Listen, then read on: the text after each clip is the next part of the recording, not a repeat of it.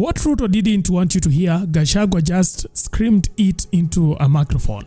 Drugs are being smuggled through JKI. Who in his cabinet is in charge of that? You have seen the photographs. Gachagua claims 2 cabinet secretaries are deep in the narcotic trade, running their shady business right under the government's nose, or perhaps with its blind eye. He didn't name names, but dropped a breadcrumb trail big enough for Kenyans to follow. Yeah.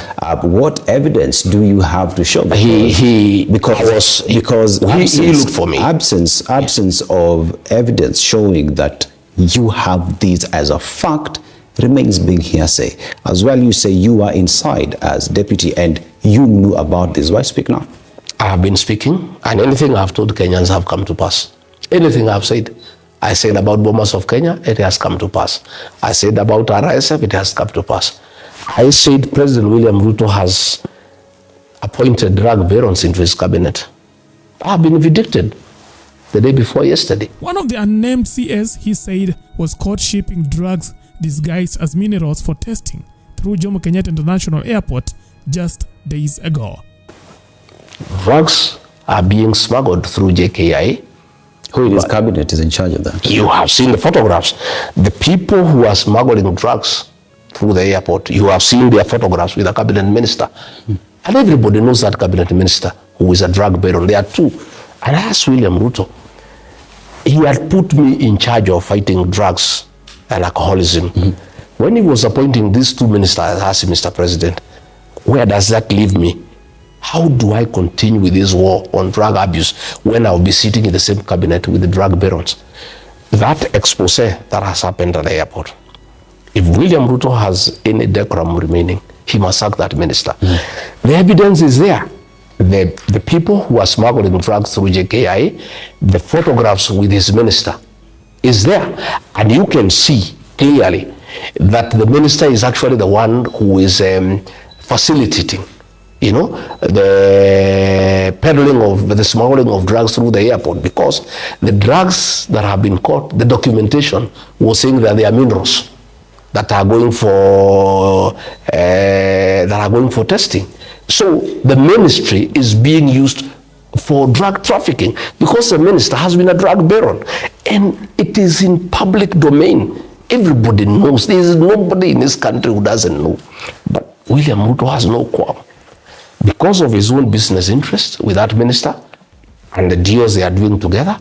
He has no qualms about appointing a fellow involved in drugs to the cabinet when our children are in trouble. How does William Ruto face parents today? And he was telling parents that they are responsible for bad upbringing. When he has appointed ministers who are peddling drugs, they are sitting in his cabinet. When now there is evidence that that minister and his associates are involved in drug trafficking, how does he face parents and accuse them of bad upbringing when his minister, who is his business partner, is involved in drug peddling, cocaine, hard drugs in this country? These are some of the things, Dennis, that got me very tired. And today, in fact, I feel very relieved I'm not part of that government. I don't know how I'll be able now. This week, I would have gone to cabinet after what happened at JKIA. I don't know how I would have gone to sit in that cabinet with that minister when I was in charge of fighting drugs and alcoholism on behalf of government, and then I have to sit with a minister who is facilitating drug trafficking in the country. Within hours, the online crowd took the hint. The names that bubbled up were William Kabogo, the current ICT CS, and Hassan Joho, CS for mining and blue economy. Both have a history with these allegations, not just of trafficking, but of personal use. During their vetting for cabinet secretaries, those questions came up. A question on the drug baron issue. The irony for me is that when you want to pick records selectively, that is what challenges me. The quagmire for me is I don't understand. If you come and table a report, obviously there must be some subsequent actions. And I want to also, this is one matter that I really hope we can put to permanent closure, Mr. Speaker. when I was campaigning in 2013 in MPESA, there were billboards put up. Don't vote the Baron, vote change. Mr. Speaker, let me begin with that report. Yes, I totally tabled the report on a dossier that he was given, that was passed to him through the American embassy. What normally happens is that when you table or pass a dossier, it is investigated, I believe. It is worked on. So that happened. The late Honorable Saitoti, may the Almighty rest his soul in eternal peace, came back to Parliament with a report. He came back to Parliament and tabled a report of investigation and the outcome.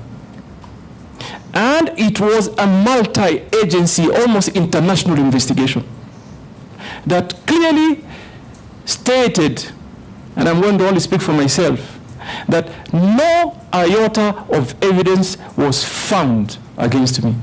Both denied any involvement, but that didn't stop the speculation. Did you have or have you ever been suspected or charged with the drug trafficking?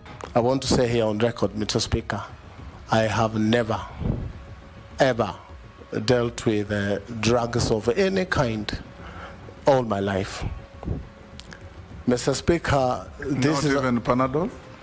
Mr. Speaker, I do not imagine that Junet Mohammed was asking about Panadol. I have some in my pocket if it's just Panadol.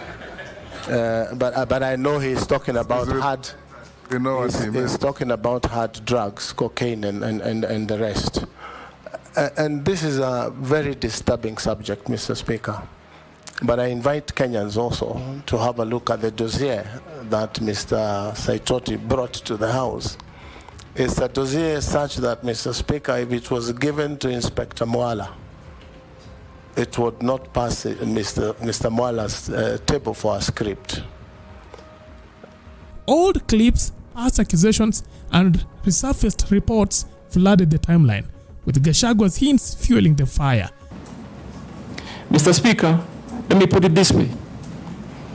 I'm not a fool. I come from a family that is blessed with businesses. And I am thankful to Almighty for what I have. So number one, that investigation was concluded. Number two, Honorable Mercy, first time as governor, I was the greatest critic of the Jubilee administration. Had lots of personal altercation. They came after me in businesses, in many fronts. Don't you think for a minute, if I was involved in any illegal activity, I would have survived that regime? If, Mr. Speaker, at that point in time, and records speak here in this House, I fought vigorously the tabling of our names without a leave of the House, because the rules are such that if you are discussing the conduct of an MP, you need to move a substantive motion. But for that particular one, it went through smoothly as planned. But my point here, Mr. Speaker, the government or agencies, the police, did a thorough investigation, and they gave a temporary report a month later, which was tabled and is part of the records of this House. And they found that I was not culpable. I had never been involved in drug trafficking, and I had never been a driver of the Honorable Mao, as that dossier had said. I actually said, Mr. Speaker, on the floor of this House, that there is no need of anyone trying to do extradition proceedings to get me to travel to the US to answer these charges. I offered myself. They give me a one-way visa, and I'll take myself to any part of the world to answer charges of drugs. It's never happened. So the authors of that dossier probably didn't get exactly what they wanted, but what they got is messing with people's names. Kenyans filled in the blanks, and the two CS found themselves trending for all the wrong reasons.